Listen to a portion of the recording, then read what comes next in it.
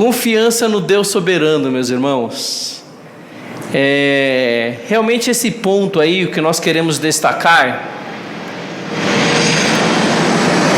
é que nós precisamos confiar em Deus.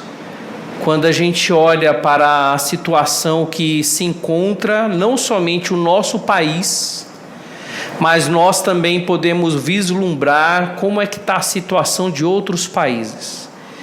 E nós falamos bastante aqui sobre países que assumiram na sua direção, no seu governo, colocar a religião, estou colocando religião de uma forma genérica, não é?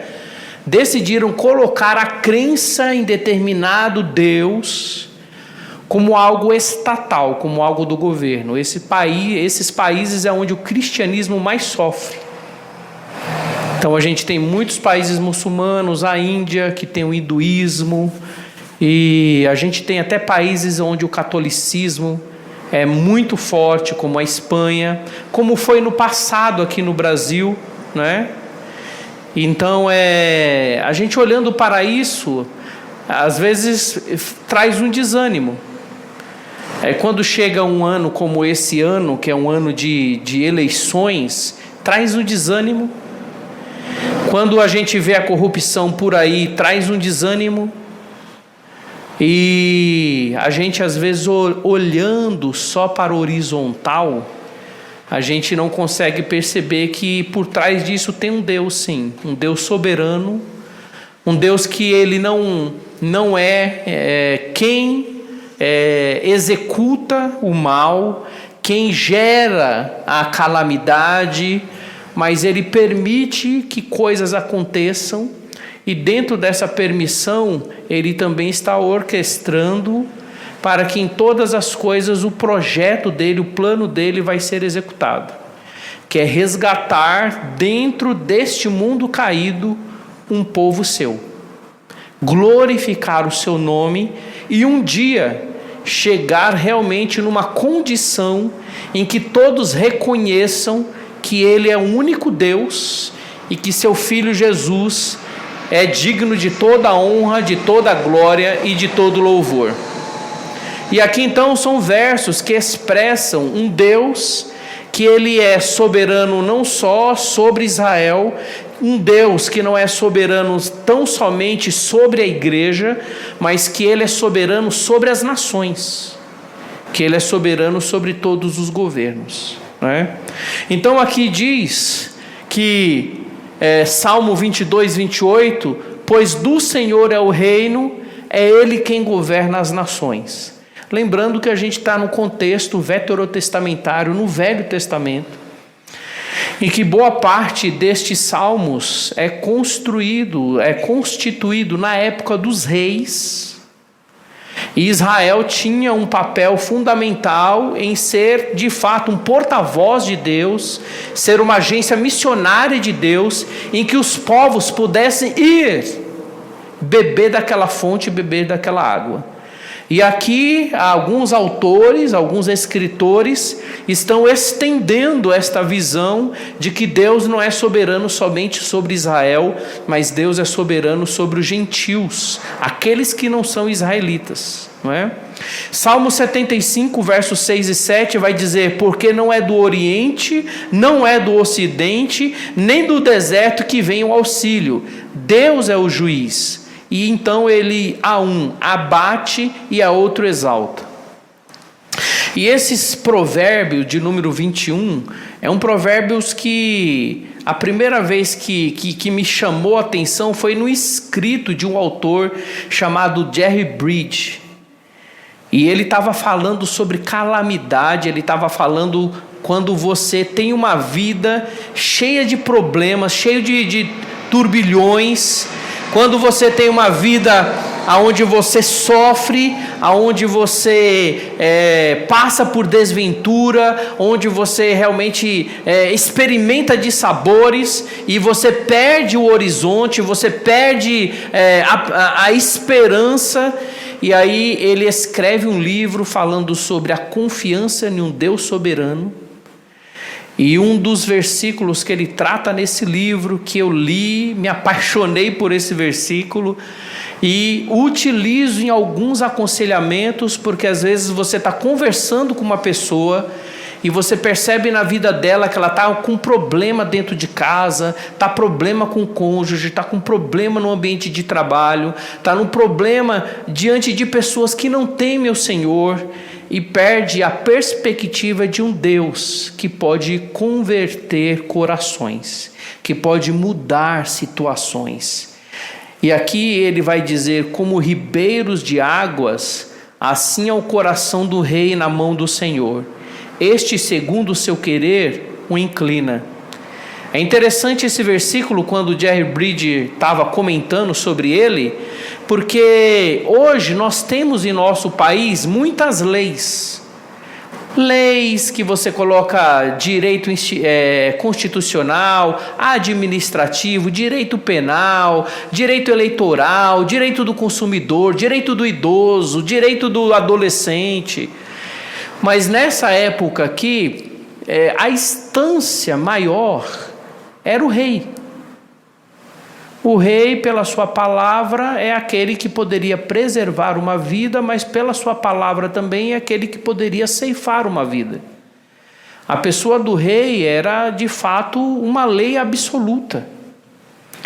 Então aqui, quando Deus diz que como ribeiros de água, assim é o rei nas mãos do Senhor, está querendo dizer aquela instância mais alta dentro de um reino, o Senhor pode executar o seu querer.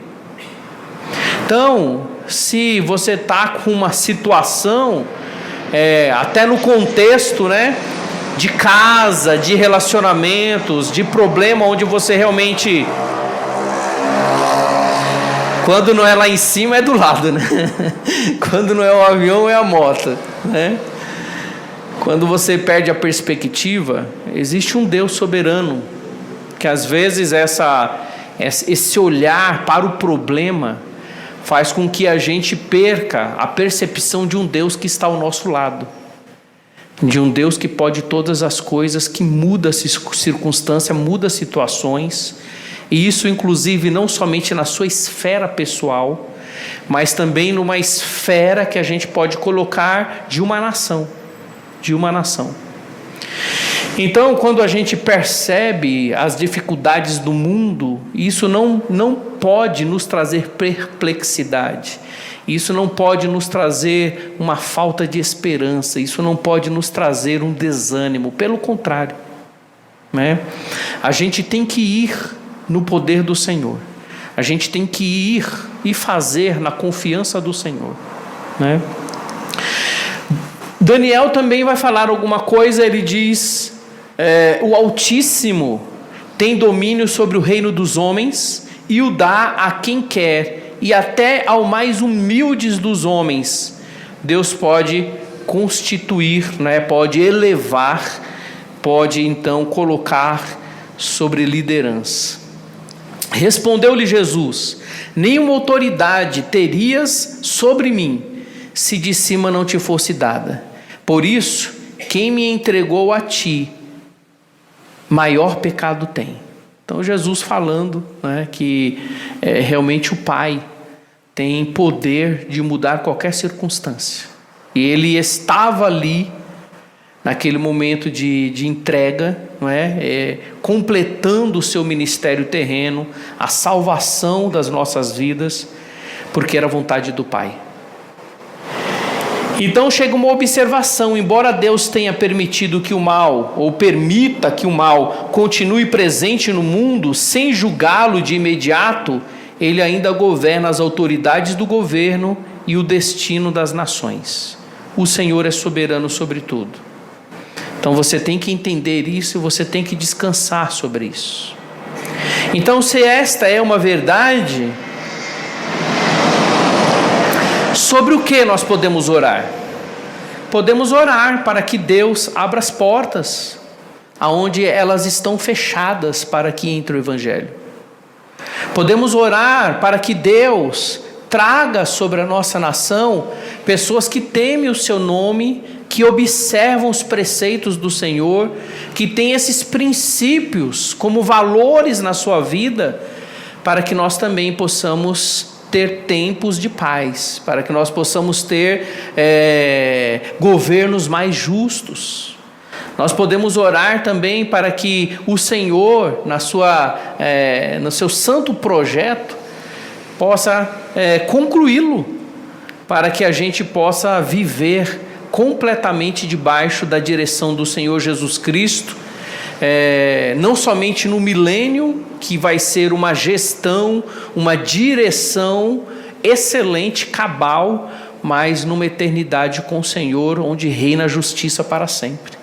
Então nós temos bastante motivos de oração neste ponto, porque se o Senhor é soberano e Ele pode tudo, e Ele nos instrui a orar, nos instrui a buscá-lo, a pedir, é o momento da gente colocar diante dEle nossos anseios, nossos desejos, e que esses anseios e desejos sejam completamente conectados com os anseios e desejos de Deus, e que Ele assim então nos atenda e nos abençoe.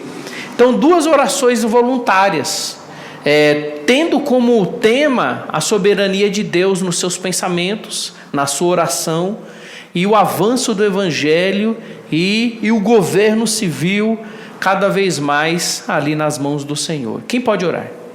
2 orações voluntárias. Serão 3 pontos, serão 6 orações, irmãos. Então, se você puder participar, será muito bom. 2 irmãos? Ok, tem o Daniel lá atrás, mais um. Temos o Jarbas ali. Vamos orar então? Oremos. Ó Pai, nós estamos diante do Senhor, de um Deus Criador de todas as coisas, e precisamos, ó Deus, nos debruçar diante da Tua soberania, diante do Teu poder, da Tua autoridade, ó Deus, sobre todas as nações, sobre as autoridades investidas, ó Pai. Por isso rogamos ao Senhor, ó Deus, que o Senhor que sabe aquilo que é melhor para nós, que sabe aquilo que é melhor para essa nação, ao Senhor pertence o tempo, ao Senhor pertence todas as coisas. Então que possamos, ó Deus, descansar na Tua soberania, no Teu cuidado e na Tua direção. Nós rogamos isso e pedimos isso ao Senhor, no nome precioso de Jesus. Amém. Amém. Senhor Deus, quero te pedir, ó Pai, que o Senhor, Pai, tenha misericórdia de todo o país, Pai, do mundo inteiro, Senhor. Que o Senhor tenha, Pai, compaixão de todos nós, ó Deus, e esteja dando, ó Pai, direção para cada um de nós, ó Deus, continuarmos orando a Ti, ó Deus, e te pedindo, ó Deus, que o Senhor abra portas, ó Senhor, em todos os lugares, em todos os países, ó Deus, nas escolas, ó Deus, também nas empresas, ó Deus, que cada um de nós possa estar falando da Tua palavra para as pessoas que não Te conhecem, ó Deus. Então, Pai, tenha misericórdia, Pai, de todo esse país, ó Deus. Também Te peço, ó Deus, que o Senhor esteja também tocando o coração desses governantes, ó Deus, para que eles também, ó Deus, possam ter mais, dando mais oportunidade para as pessoas falar do Seu Evangelho por todos os lugares, ó Deus, nas escolas, nos hospitais, ó Deus, também nos presídios, ó Deus. Então, Senhor, muito obrigado, Pai, por tudo. E eu Te peço, Deus, que o Senhor, Pai, continue abençoando cada um de nós, ó Deus, para continuar orando a Ti, continuar lendo a Sua palavra, ó Deus, para que a gente aprenda mais e mais, ó Deus, o propósito que o Senhor quer para cada um de nós, ó Deus. Muito obrigado, Senhor, por tudo. E eu fiz essa oração em nome de Jesus Cristo. Amém. Amém. O segundo ponto que a gente quer ressaltar, e esse segundo ponto é o que de fato a gente tem falado bastante nos outros domingos atrás, é que Deus realizará seus bons propósitos na terra. Primeiro, Deus vai executar seus propósitos para com os seus, E também Deus vai executar o seu propósito para com a sua igreja. Primeiro para com os seus, no sentido de cada um de nós sabemos que todas as coisas cooperam para o bem daqueles que amam a Deus, daqueles que são chamados segundo o seu propósito. Deus tem um propósito específico para cada um de nós. E esse propósito específico, ele está registrado no versículo seguinte, versículo 29, que é nos conformar, ou seja, nos formatar, nos fazer iguais a Cristo Jesus. Deus tem esse projeto e Ele começou esse projeto antes mesmo da fundação do mundo. No devido tempo, Ele iluminou a nossa mente para que nós pudéssemos compreender a nossa pecaminosidade e achar em Cristo Jesus, de fato, a resposta de Deus para a pecaminosidade da nossa alma. O Senhor Jesus, de fato, é quem pode nos dar vida, vida e abundância. E a partir do momento que nós nascemos espiritualmente, a partir do momento em que nós temos uma nova vida em Cristo, Deus começa um trabalho de santificação, Deus começa um trabalho, de crescimento espiritual, de maturidade. Então Deus, Ele tem esse alvo de que em todas as coisas cooperar para esse projeto. Todas as coisas é a permissão dele, aonde você nasceu, aonde você coloca a planta do seu pé, as atividades do seu dia, é sempre um laboratório, é sempre uma oportunidade de você crescer mais em Cristo Jesus. E você deve então cada vez mais olhar para todo o seu cotidiano, desde a hora que você levanta até a hora que você deita, como uma oportunidade de você conhecer mais a Deus, de você mais crescer em Deus, de você ser conformado à imagem de Cristo Jesus, porque todas as horas, todos os momentos nós estamos sendo provados, nós estamos sendo experimentados para que nós possamos crescer. Então o projeto de Deus, até nos permitir viver diante de um governo civil, diante de uma sociedade, diante de um bairro, no contexto de uma família, busca alcançar esse alvo.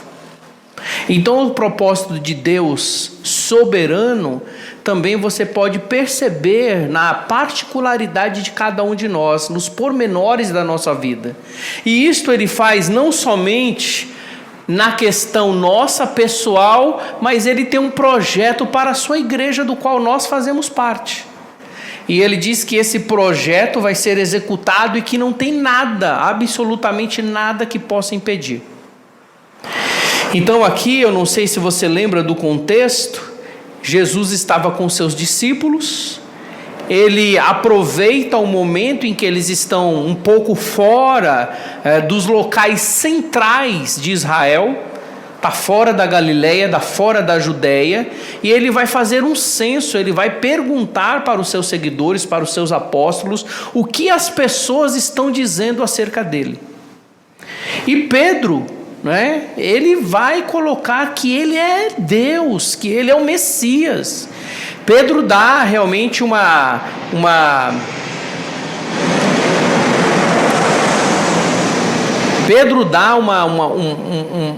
identidade, ele expressa uma identidade de Jesus certeira.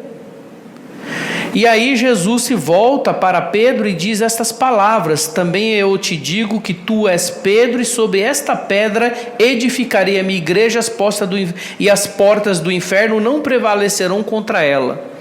Tem uma disputa teológica aqui, o que seria esta pedra? Porque Pedro declarou que Jesus é Deus, que Jesus é o Messias, que Jesus é de fato Deus. E aí a devolutiva de Jesus é que ele começa a falar com Pedro baseado até no que significa o seu nome.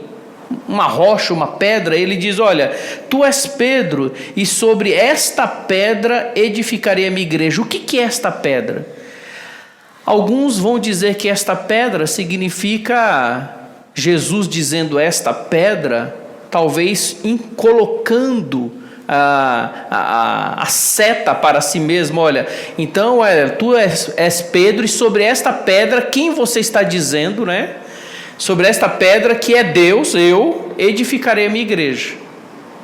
Tem algumas pessoas que dizem que ele não aponta para si, mas que ele diz que essa pedra significa a frase de Pedro, o que Pedro revelou, o que Pedro colocou, direcionado pelo Espírito Santo de Deus. Ou seja, tu és Pedro, e sobre esta verdade que você colocou, esta é uma verdade o que você falou, sobre esta verdade edificarei a minha igreja. E um terceiro grupo ainda diz que ele está falando de Pedro. Tu és Pedro, quer dizer uma pequena pedra, e sobre esta pedra, sobre você, edificarei a minha igreja. E esta é uma visão, por exemplo, da teologia católica, né? Pedro aí como um primeiro representante de Deus, né? Um primeiro papa. E lembrando que no livro de Atos que Pedro pregou, foi o primeiro a pregar para os judeus, ali na festa de Pentecostes, e praticamente foi o primeiro a pregar para um grupo de gentios ali em Cornélio, que eles viram, né, o Espírito Santo recair sobre eles, na forma em que eles expressaram com dons de línguas, que realmente o evangelho não era somente para os judeus, mas agora também para os gentios. Pedro foi um instrumento de Deus, ali para a primeira pregação, iniciando a igreja, né, com os judeus e também com os gentios. Então, há uma teologia forte dizendo que essa pedra aqui é a pessoa de Pedro, né? Mas se a gente olhar, né, não está aqui, se a gente olhar lá para Pedro, ele mesmo vai dizer que Jesus é a pedra angular. Ele mesmo traz a correta interpretação do que seria isso daqui. Quem é a pedra angular não é ele. Quem é a pedra principal é o Senhor Jesus Cristo. Então, a gente entende aqui que o que ele está dizendo, pelo menos essa é a minha posição, é de que Jesus está falando sobre o que ele declarou. Olha, sobre a sua declaração, realmente eu sou Deus. E sobre essa verdade que você diz é que vai ser edificada a igreja. E lembre-se, Jesus está falando no momento em que a igreja ainda não existia. É projeto do Senhor, mas uma coisa que é verdadeira. Jesus está dizendo que esta igreja, as portas do inferno não vai prevalecer contra ela. Pode ser o governo mais radical contra a igreja, mais perseguidora da igreja, o Senhor vai triunfar. O projeto do Senhor vai prosperar. A vontade dele vai ser executada. E aí a gente chega num texto como esse, em que, é claro, Paulo está fazendo uma aplicação para um contexto de marido e mulher, mas ao mesmo tempo Paulo está colocando aqui o alvo de Jesus para com a sua igreja, e que vai ser executado, e que vai realmente acontecer. Diz aqui, maridos, amai vossas mulheres, como também Cristo amou a igreja, a si mesmo se entregou por ela, para a santificar, tendo purificado por meio da lavagem pela palavra, para apresentar a si mesmo igreja gloriosa, sem mácula, nem ruga, nem coisa semelhante, porém santa e sem defeito. O alvo do Senhor será estabelecido. E o último ponto, desdobramento, né? O primeiro aqui é propósito que ele tem para com os cristãos e para a igreja. E o segundo ponto desse número 2, os planos de Deus então para toda a história serão executados. Lembrai-vos das coisas passadas da antiguidade, que eu sou Deus e não há outro, eu sou Deus e não há outro semelhante a mim, que desde o princípio anuncio o que há de acontecer e desde a antiguidade as coisas que ainda não sucederam, que digo, o meu conselho permanecerá de pé, farei toda a minha vontade. E esse brado aqui de Apocalipse, né, olhando para o futuro, o sétimo anjo tocou a trombeta e houve no céu grandes vozes dizendo: o reino do mundo se tornou do nosso Senhor e do seu Cristo, e ele reinará pelos séculos dos séculos. Então esse segundo ponto aqui, o que nós estamos destacando é que não somente Deus é soberano, mas que Deus está executando um propósito. E esse propósito não vai falhar. Esse propósito não vai naufragar. Não, as coisas não estão à deriva. O Senhor é soberano sobre tudo e vai executá-la. Vai executá-la na sua vida, vai executar na vida da igreja, vai executar no seu plano maior para com o mundo todo. Então quero concluir esse segundo ponto também com mais 2 orações de intercessão, para que a vontade do Senhor seja executada sobre a vida da IBVN, para que a vontade do Senhor seja executada sobre os seus seguidores, sobre cada um de nós, que nós possamos aproveitar, né, a experiência do dia a dia com o Senhor, o laboratório que Deus nos permite, as provas que estamos passando, para que cada vez mais nós sejamos pessoas agradáveis ao Senhor, que possamos escolher ser obedientes aos princípios da palavra de Deus, e isso ser uma forma da gente cada vez mais se santificar para a glória de Deus. 2 orações, quem pode orar? Ok, Oséias lá atrás, mais um. Muito que bem, estamos aí. Só mais um. Ok, mais um.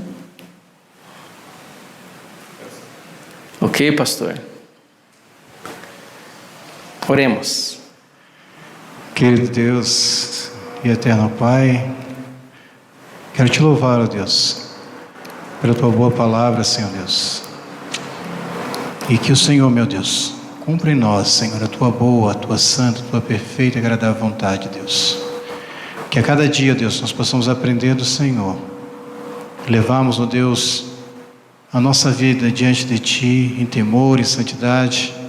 Que possamos alcançar, ó Deus querido, os Teus propósitos, os Teus desígnios, os Teus preceitos, ó Deus querido. Venha, Deus, realizar, ó Deus, em nossa vida, em nossa igreja, em nosso meio, a Tua vontade, a Tua boa, a Tua perfeita vontade, Pai. Nos ajude, Senhor.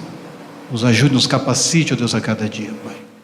A andar em temor diante da presença do Senhor, meu Deus. E no nome santo de Jesus Cristo que eu oro a Ti, te agradeço, Senhor. Amém. Amém. Soberano Pai, nós te agradecemos porque o Senhor tem um plano eterno. Nós te louvamos porque podemos ver na Tua palavra esse plano tão bem escrito, tão bem detalhado, tanto que o final de tudo já está determinado, já está escrito como será. E nós te louvamos, Pai, porque dentro desse plano nós estamos inseridos. A Tua igreja, que o Senhor afirmou que jamais as portas do inferno prevalecerão contra ela. Então nós te louvamos porque nada vai impedir que os propósitos do Senhor sejam frustrados, que a Tua obra seja parada e que tudo que está acontecendo nesse mundo, o Senhor tem, e nas nossas vidas, o Senhor tem um propósito de nos aperfeiçoar a imagem de Jesus, para que cada vez mais todos, toda a humanidade, cada governo, cada pessoa, cada cidadão possa ver Jesus através da Tua igreja. E é uma verdade que em todos os povos existem servos Teus. Em todos os povos está a Tua igreja de alguma forma. Ou podem ser muitas pessoas ou poucas pessoas, mas a Tua igreja está em todos os países. Então, Pai de amor, fortalece a Tua igreja a cada dia, e todos os Teus filhos, as Tuas filhas, realmente se fortaleçam, acreditem que nada vai impedir eles de fazer a obra do Senhor, de proclamar o Teu Evangelho. Então, cada dia mais, Senhor, santifica a Tua igreja, aperfeiçoa a Tua igreja e usa a Tua igreja, em nome de Jesus. Amém. Amém. Obrigado, meus irmãos. O último ponto vai dizer o seguinte: os cristãos, então, devem sujeitar-se ao governo civil, exceto em determinadas circunstâncias. Então, primeiro, a gente tem a obrigação geral de sujeitar-nos ao governo civil. E esses 2 versos já foram vistos, nas 2 últimas pregações, então não vou me deter aqui.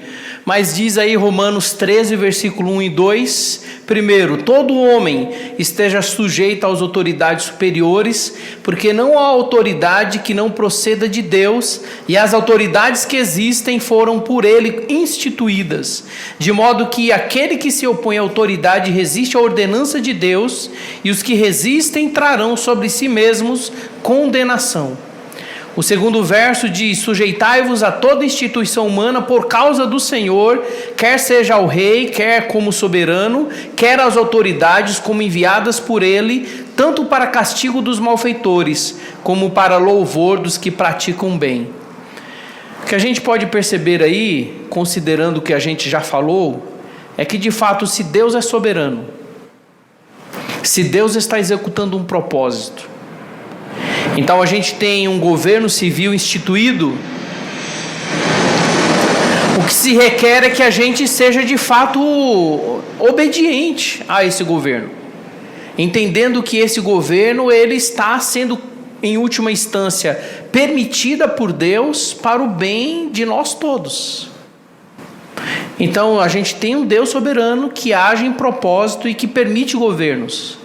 Qual é a nossa ação como seguidor do Senhor Jesus Cristo? Ser obediente a esses governos. E você pode perceber aqui que Pedro vai dizer, pode ser um soberano, que seja um rei. E eu gosto de destacar aqui que quando Pedro escreve essa epístola, está debaixo de um rei que está perseguindo a igreja. É interessante isso, não é? Casando lá com Provérbios 21:1, que esse rei ele é soberano, mas aqui Pedro está dizendo que a gente deve acatar a direção desse governo. Pode ser por um soberano, pode ser por autoridades enviadas. Então você pode perceber nesses 2 versos aqui que de fato ele casa com a soberania de Deus e com o propósito de Deus.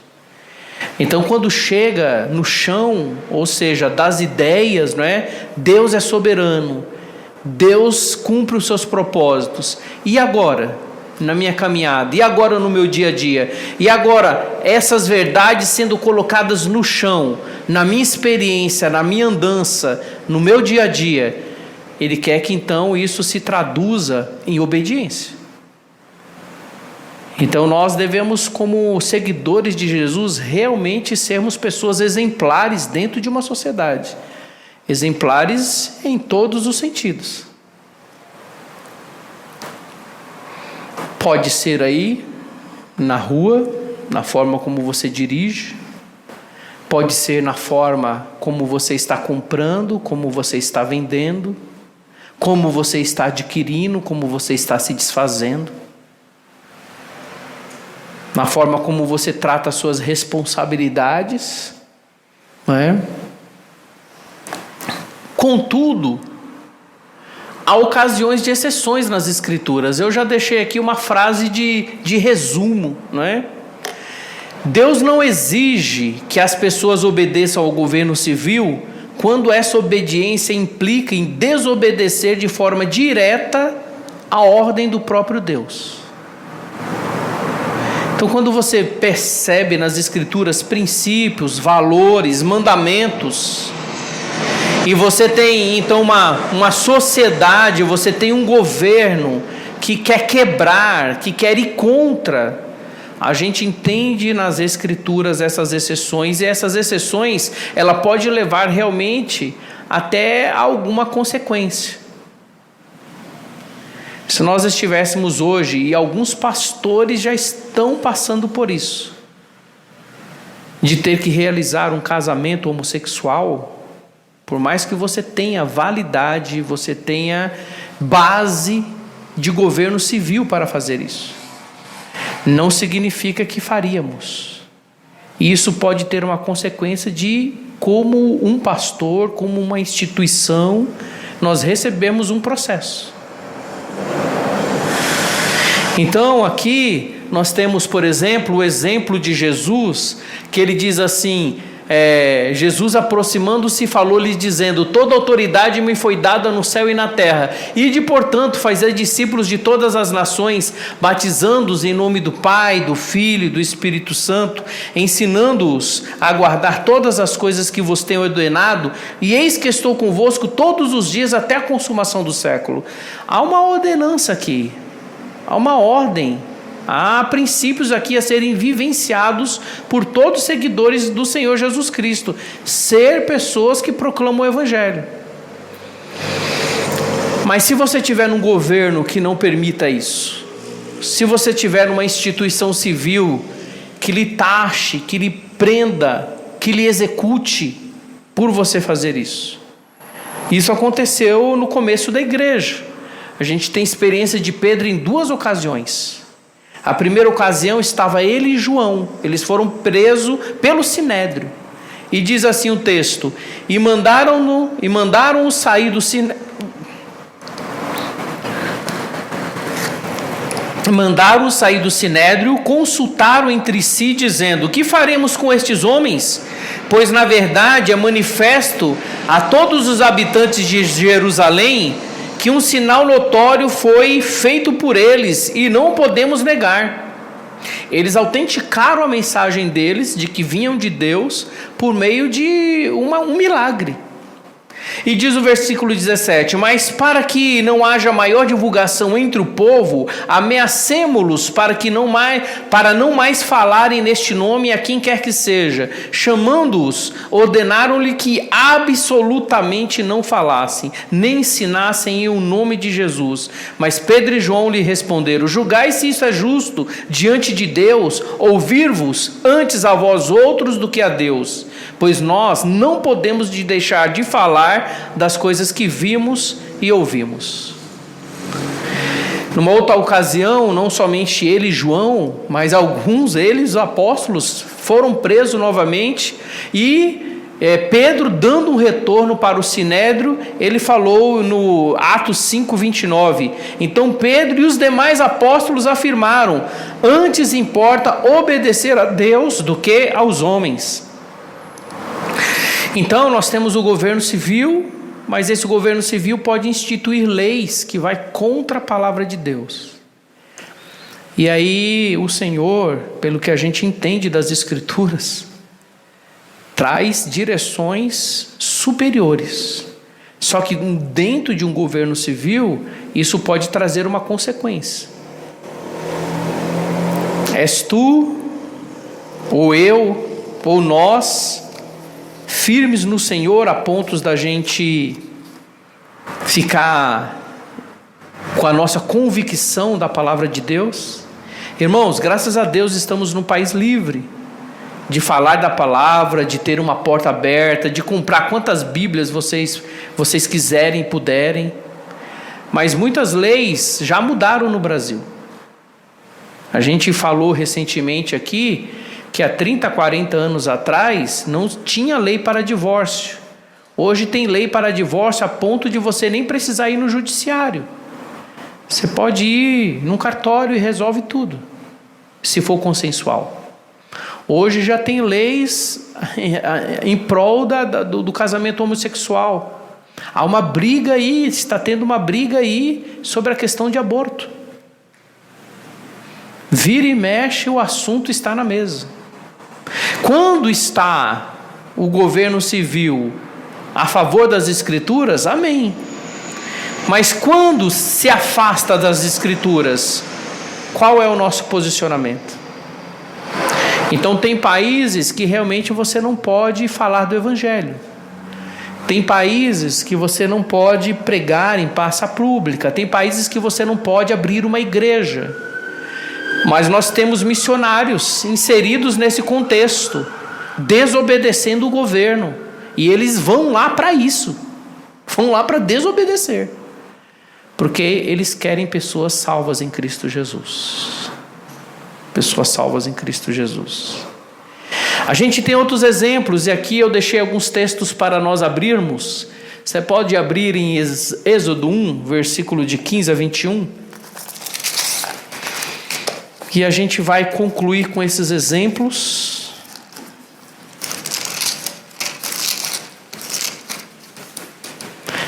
Quem pode ler Êxodo capítulo 1, verso de 15 a 21? Da onde você estiver, leia bem alto, bem forte.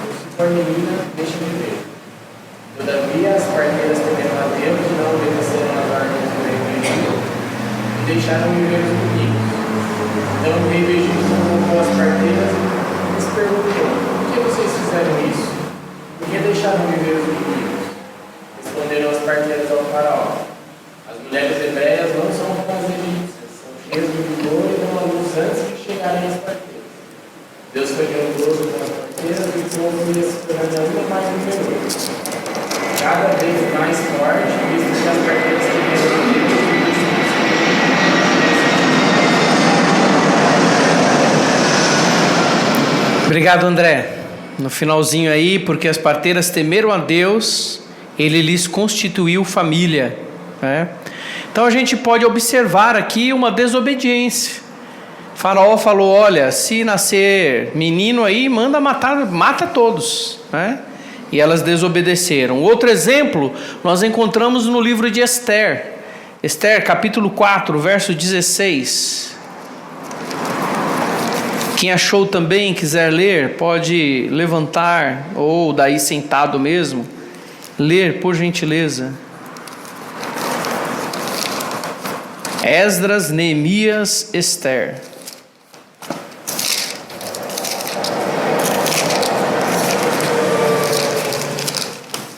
Pode ler, José Nilton, bem forte.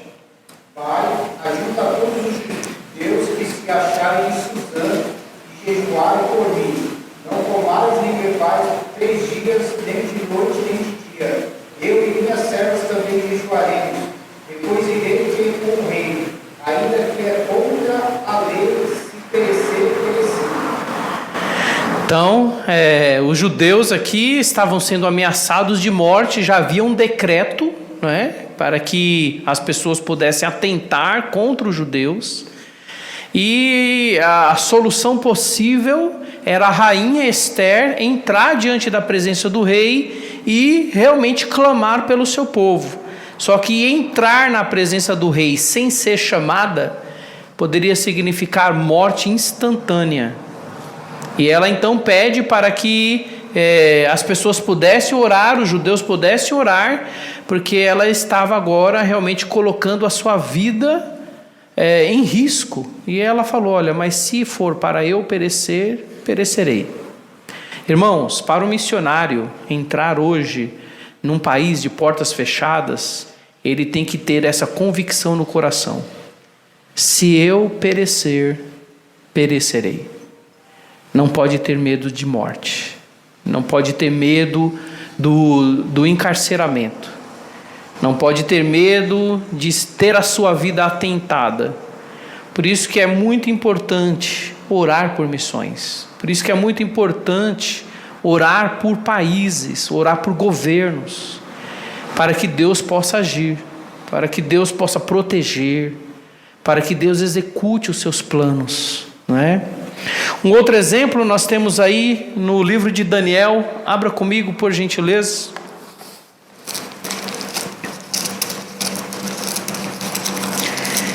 Isaías, Jeremias, Daniel.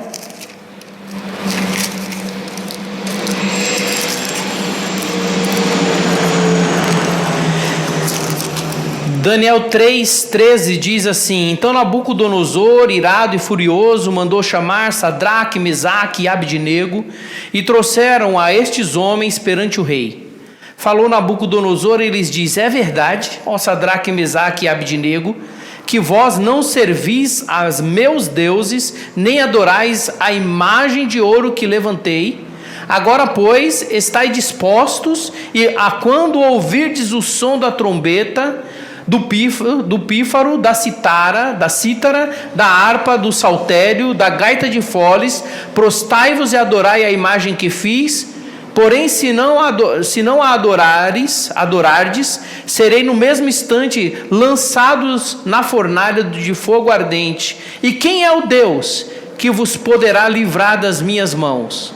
Respondeu-lhes Sadraque, Mesaque e Abidnego ao rei: ó Nabucodonosor, quanto a isto, não necessitamos de te responder. Se o nosso Deus, a quem servimos, quer livrar-nos, ele nos livrará da fornalha do fogo ardente e das tuas mãos, ó rei. Se não, fica sabendo, ó rei, que não serviremos a teus deuses, nem adoraremos a imagem de ouro que levantaste. Então Nabucodonosor se encheu de fúria e, transtornado o aspecto do seu rosto contra Sadraque, Mesaque e Abidnego, ordenou que se acendesse a fornalha 7 vezes mais do que se costumava. Ordenou aos homens mais poderosos que estavam no seu exército que atassem a Sadraque, Mesaque e Abidnego e os lançassem na fornalha do fogo ardente. Então estes homens foram atados com seus mantos, suas túnicas e chapéus e suas outras roupas e foram lançados na fornalha sobremaneira acesa. Porque a palavra do rei era urgente, a fornalha estava sobremaneira acesa. As chamas do fogo mataram os homens que lançaram de cima para dentro a Sadraque, Mesaque e Abidnego. Estes 3 homens, Sadraque, Mesaque e Abidnego, caíram atados dentro da fornalha sobremaneira acesa. Então o rei Nabucodonosor se espantou e se levantou depressa e disse aos seus companheiros: não lançamos nós 3 homens atados dentro do fogo? Responderam ao rei: é verdade, ó rei. Tornou ele e disse: eu, porém, vejo 4 homens soltos que andam passeando dentro do fogo, sem nenhum dano, e o aspecto do quarto é semelhante a um filho dos deuses. Então se chegou Nabucodonosor à porta da fornalha sobremaneira acesa, falou e disse: Sadraque, Mesaque e Abidnego, servos do Deus Altíssimo, sai e vinde. Então Sadraque, Mesaque e Abidnego saíram do meio do fogo. Ajuntaram-se os sátrapas, os prefeitos, os governadores e conselheiros do rei, e viram que o fogo não teve poder algum sobre os corpos destes homens, nem foram chamuscados os cabelos de sua cabeça, nem os seus mantos se mudaram, nem cheiro de fogo passava sobre eles. Que testemunho, hein, irmãos? Que testemunhos, né? A gente percebe que pessoas são impactadas quando a gente é firme nas nossas convicções cristãs. Não é fácil você viver no mundo caído com suas convicções cristãs. Mas quando você é firme no que você crê, no que a Bíblia coloca, isso traz impacto sobre a vida das pessoas.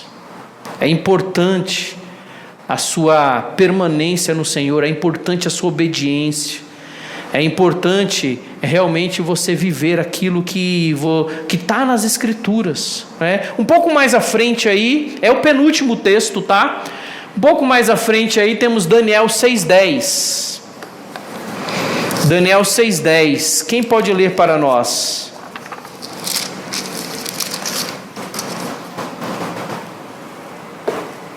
Daniel soube que o decreto tinha sido publicado,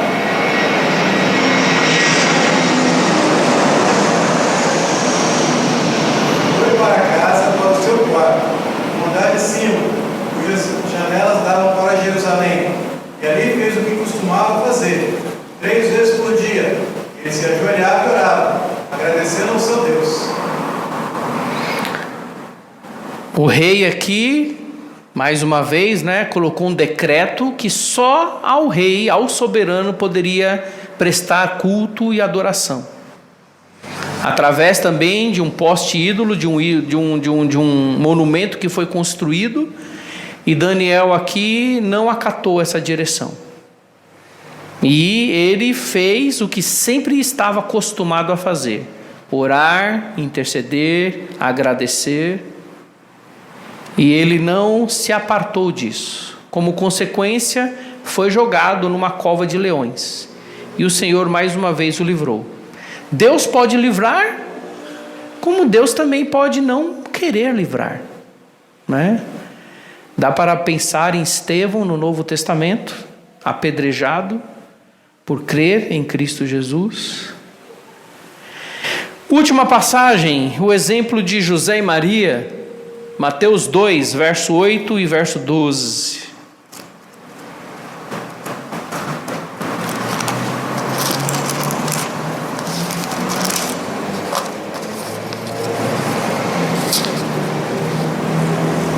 Quem pode ler, leia somente o 8 e depois pula, leia somente o 12, por gentileza.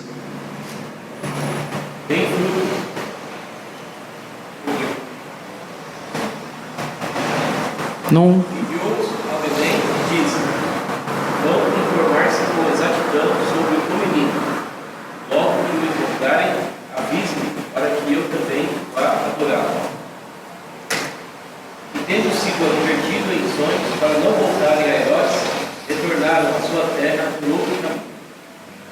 Então aqui, eles receberam uma direção dos magos, os magos visitaram, o rei pediu para informar aonde vocês estão, porque ele quer vir adorar o menino,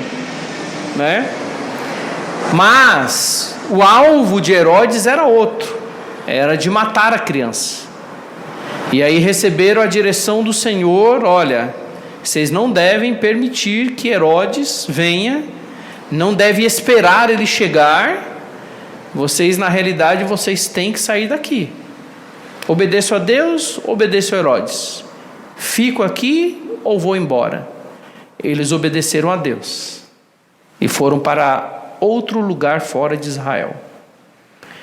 Então, irmãos, tem situações em que a gente pode realmente desobedecer o governo civil instituído por Deus a nosso favor. É quando realmente estipulam leis, exigem coisas que vai contra a palavra de Deus, contra a pessoa de Deus. Mas lembre-se, isso significa que pode vir consequências sobre a vida daquele que desobedece. Mas como o próprio Pedro diz, antes importa obedecer a Deus do que obedecer aos homens. Amém? Podemos ter uma oração de intercessão agora missionária.